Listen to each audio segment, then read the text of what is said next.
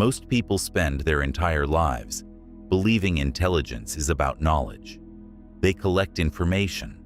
They memorize facts. They accumulate degrees, certifications, and second-hand opinions as if intelligence were a storage problem, something that grows by volume.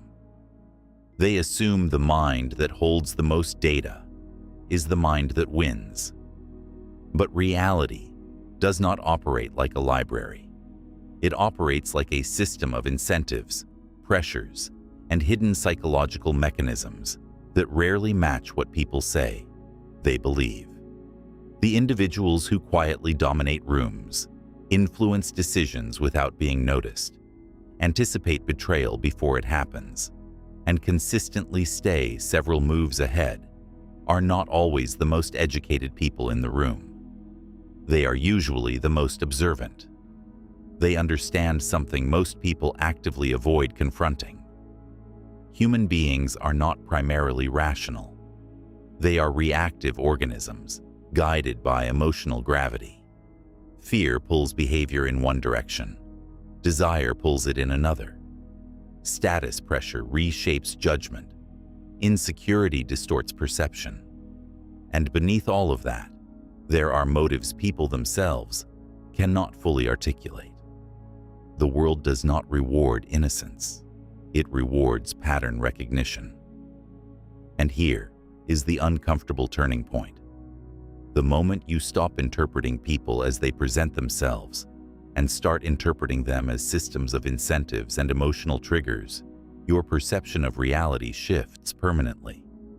Language becomes less reliable. Behavior becomes more informative. Contradictions become meaningful instead of confusing. And social dynamics begin to look less like randomness and more like structure. But this clarity has a cost, because every illusion you lose removes a layer of comfort, and every truth you accept removes a layer of ignorance you can no longer return to. If your goal is comfort, stop here. If your goal is clarity, continue. What follows are 7 psychological principles that reshape how you interpret people, situations, and yourself. They are not gentle lessons. They are structural ones, and they change how you see everything. Lesson 1. People reveal themselves under pressure, not performance. The first mistake most people make is confusing performance with identity. They believe what people present is who they are, but presentation is controlled. It is curated. It is optimized for perception. Real behavior appears when optimization breaks down. People reveal themselves not when they are speaking confidently, but when they are under constraint. Not when they are explaining themselves, but when they are forced to act without preparation. Not when they are observed, but when they believe they are not being evaluated. Words are cheap. Behavior is expensive. Anyone can say they are loyal. Few remain loyal when loyalty has a cost. Anyone can claim generosity. Few remain generous when resources are limited. Anyone can perform calmness. Few remain stable when uncertainty increases. This is why pressure is so revealing. It removes social masking. It strips narrative control. It exposes priority structures. When pressure increases, financial stress, social conflict, competition, scarcity, the human mind defaults to survival logic. And survival logic is honest. It does not care about image. It cares about outcome. This is where patterns emerge. The ethical person becomes selective with morality. The confident person becomes reactive and defensive. The selfless person becomes transactional. The calm person becomes unpredictable, not because they are fake, but because identity is conditional. It depends on context, and context is what most people never test. This is also where manipulation thrives, because people assume consistency where there is only situational behavior. They believe what someone is in one environment must translate to all environments. But reality does not guarantee consistency of character under changing pressure. Dangerous individuals understand this. They do not evaluate what people claim. They evaluate what people do when control is removed. They watch for friction points. They observe contradiction patterns. They study stress responses like data. Because character is not declared, it is revealed when performance becomes impossible. And once you understand this, you stop trusting stories. You start tracking behavior under constraint. And that changes everything about how you assess people. Lesson 2. Reality does not owe you fairness.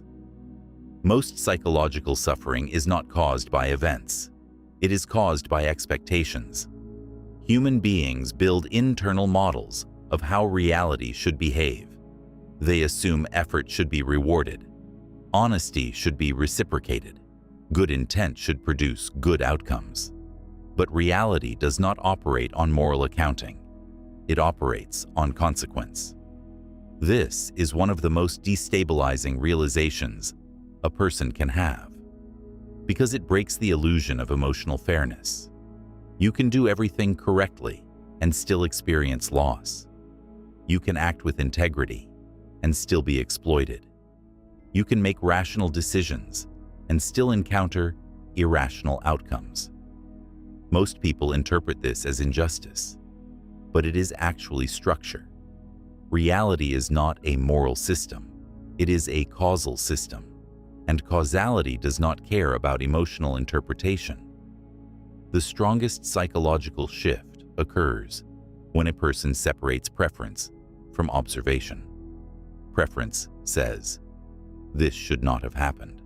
Observation says, "This is what happened." Most people live inside preference. High-functioning individuals live inside observation.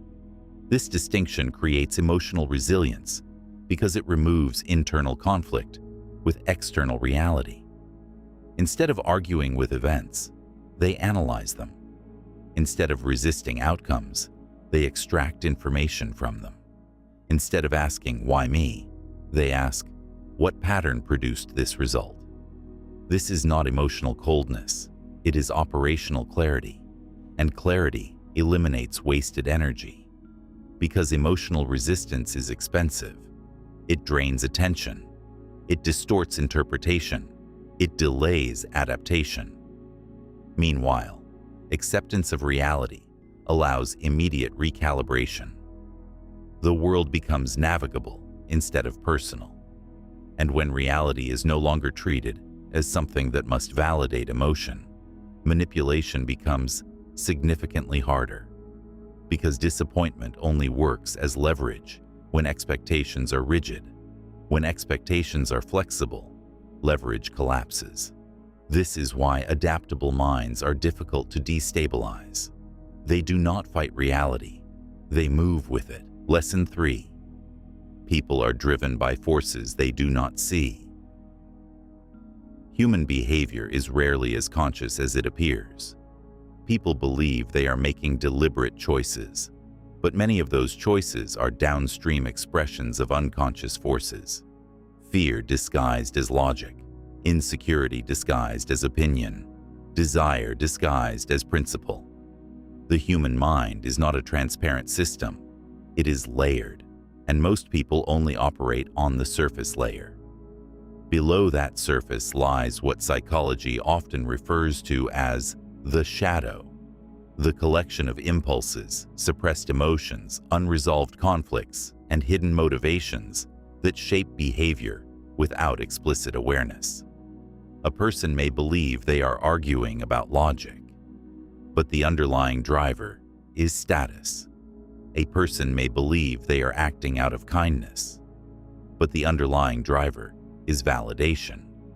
A person may believe they are being rational, but the underlying driver is emotional protection. This is where projection becomes critical.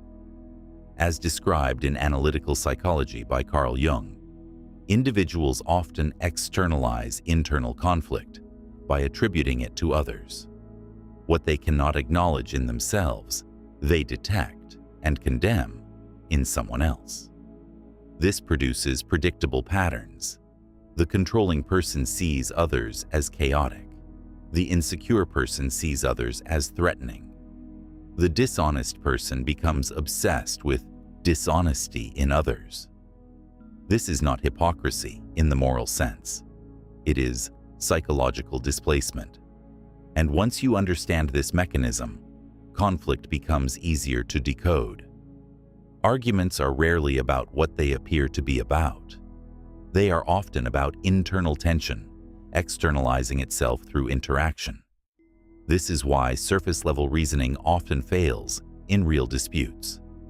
Because the real drivers are not verbalized, they are acted out. The strategic advantage lies in recognizing that behavior is rarely about the stated reason. It is about the underlying emotional economy. And once you learn to read that economy, people become significantly more predictable. But there is another layer. Self-awareness determines immunity. A person who understands their own unconscious triggers cannot be easily manipulated through them, because manipulation requires blind spots, and self-knowledge removes blind spots. Lesson 4.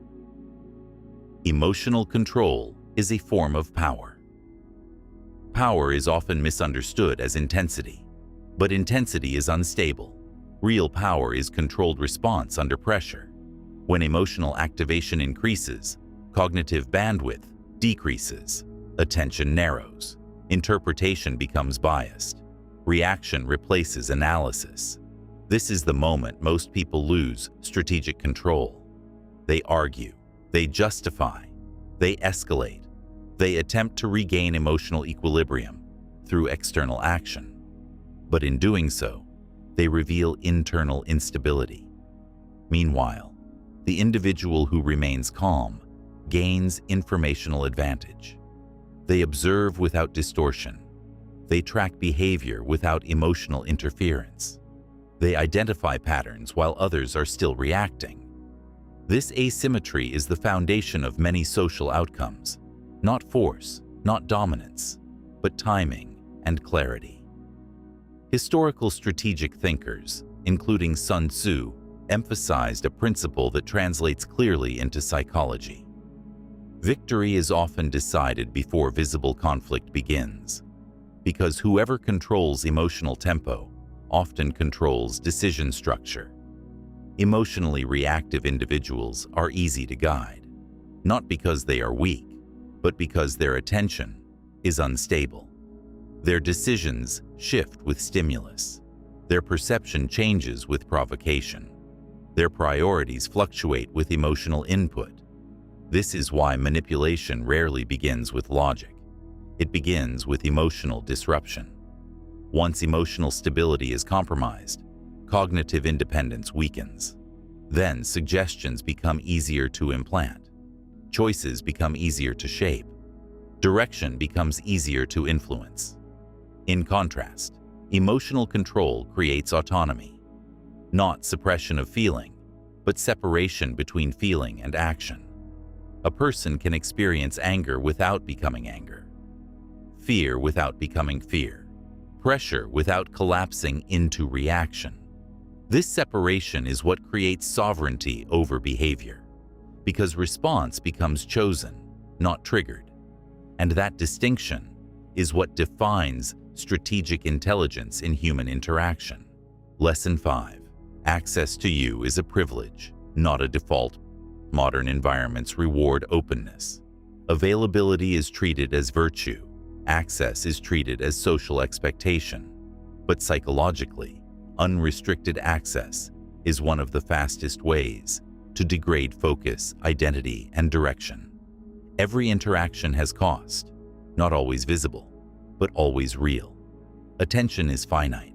Emotional bandwidth is finite. Cognitive energy is finite. And every person who enters your psychological space occupies part of that system. This means influence is unavoidable. Even passive presence reshapes perception. Over time, The people around you become part of your internal reference structure. Their fears become familiar. Their limitations become normalized. Their worldview becomes part of your cognitive background. This is why environment matters more than intention.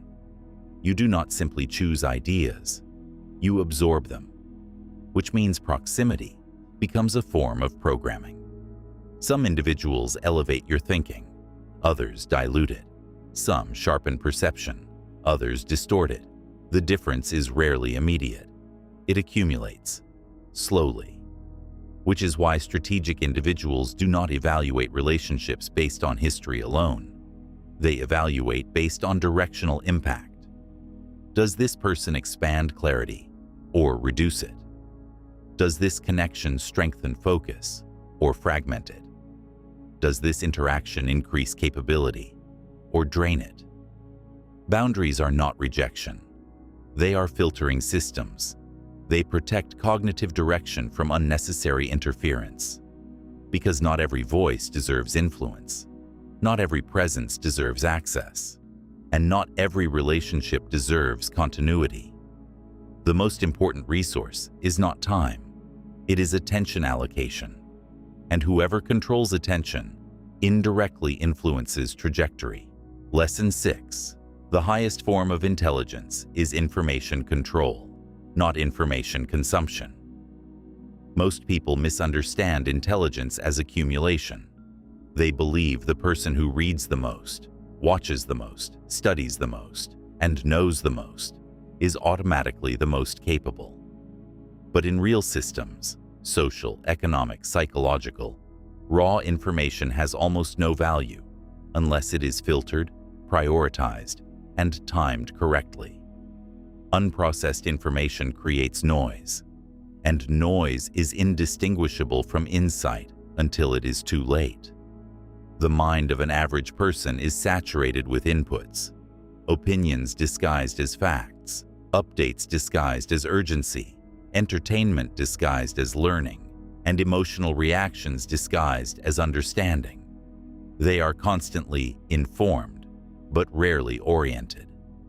Because information without structure does not produce intelligence. It produces confusion with higher confidence. High-level thinkers operate differently. They do not try to absorb everything. They actively reject most inputs, not out of ignorance, but out of strategy. Because every piece of information has a cognitive cost. It occupies attention. It competes for interpretation. It distorts priority hierarchies. And when everything feels important, nothing is. This is why clarity is not created by adding more data. It is created by removing distortion. The critical shift happens when a person stops asking, "What else do I need to know?" and starts asking, "What is worth ignoring?" At that point, intelligence stops being passive consumption and becomes active filtration. This is also where informational environments become decisive, because information is never neutral in distribution. It is always shaped by incentives. What is amplified, what is suppressed, what is repeated, what is emotionally engineered for retention. Most people believe they are thinking, when in reality they are reacting to pre-structured narratives they never chose. The strategic mind does not treat information as truth by default. It treats it as a signal embedded in noise, and it evaluates source reliability, emotional intent, pattern consistency, and hidden incentives behind the message itself. Over time, this creates a rare cognitive condition. They are not more informed than everyone else. They are less misinformed. And in complex environments, that difference becomes decisive, because inaccuracy scales faster than truth. But clarity compounds faster than confusion, and whoever maintains clarity under informational pressure begins to see structure where others only see chaos. Lesson 7. Your identity is not who you are. It is what you repeatedly reinforce. Most people treat identity as something stable, a fixed internal essence. I am this type of person. I am not that kind of person. I have always been like this. But psychologically, identity is not a core. It is a loop.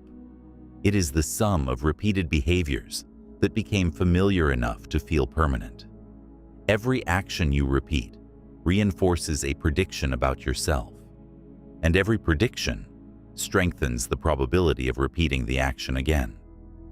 This is how identity stabilizes, not through truth, but through repetition. Over time, repetition becomes narrative. Narrative becomes belief. Belief becomes limitation. And limitation feels like personality. This is why people often feel trapped inside themselves while still being the authors of their own patterns. They confuse consistency with destiny. But consistency is not evidence of essence. It is evidence of reinforcement history, and reinforcement can be interrupted. The uncomfortable implication is this: you are not negotiating with who you are. You are negotiating with what you have trained yourself to do automatically. Most psychological inertia comes from identity protection. People resist change not because change is impossible, but because change threatens internal coherence. If you alter your behavior too quickly, the mind experiences it as contradiction, and contradiction creates discomfort. So the system restores equilibrium by pulling you back into familiar patterns, not because they are optimal, but because they are stable. This is why transformation is rarely a single decision. It is a sustained refusal to return to prior defaults. Each repetition in a new direction weakens the old identity structure. Each interruption of the old pattern reduces its authority. Each consistent deviation builds a competing version of self that eventually becomes dominant. At that point, identity does not change. It is replaced. And once replacement begins, perception follows. You stop seeing yourself as someone trying to change. You start seeing yourself as someone who already has. This shift is subtle but decisive, because behavior follows identity more reliably than intention. And when identity updates, behavior stops requiring force. It becomes automatic in a new direction, which means the real question is never, can I change? The real question is, what am I reinforcing repeatedly without noticing? Because that is what is shaping you. And once you see that clearly, the structure stops being invisible. It becomes editable. These 7 principles converge into a single realization. Most human distortion comes from illusion maintenance. The illusion that words equal truth. The illusion that reality should align with preference. The illusion that people are fully conscious of their motives. The illusion that emotions produce clarity. The illusion that access should be universal. Most people defend these illusions because they are emotionally comfortable. But comfort is not accuracy, and accuracy is not always comfortable.